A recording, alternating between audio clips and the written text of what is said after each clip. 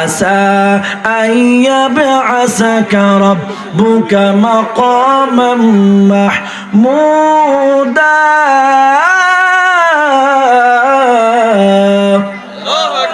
আল্লাহ রাব্বুল আলামিনের কুরসির পাশে আপনার আমার নবীকে মাকামে মাহমুদ দান করবেন। ওই মাকামে মাহমুদের মধ্যে বসে বসে আমার নবী গুনাহগার উম্মতের শাফায়াত করবেন। কথা বলেন ঠিক কিনা? এই জন্য শাইর লিখলেন, মুহাম্মদ মুস্তাফা সাল্লাল্লাহু আলা, তুমি বাদশার বাদশাহ। মুহাম্মদ মুস্তাফা সাল্লাল্লাহু আলা, তুমি বাদশার বাদশাহ। তরনে ওয়ালা নবী, বাঁচানে ওয়ালা, ঠিক না? তরনে ওয়ালা নবী, বাঁচানে ওয়ালা, তুমি বাদশার বাদশাহ।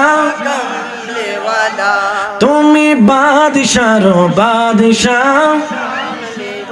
পাবে তাবে ভর ফুরা ধারে দুনিয়া, হলো পূর্ণ বেহেস তিনুরে উজালা, ঠিক না?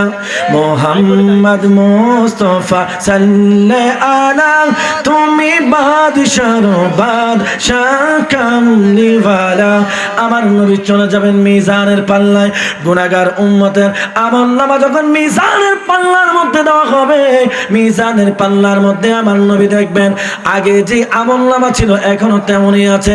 আমার নবীর উম্মত রহমাতুল লিল আলামিন নবীর নূরময় চেহারা দিকে তাকিয়ে থাকবেন আর চোখের পানি ফেলতে লাগবেন।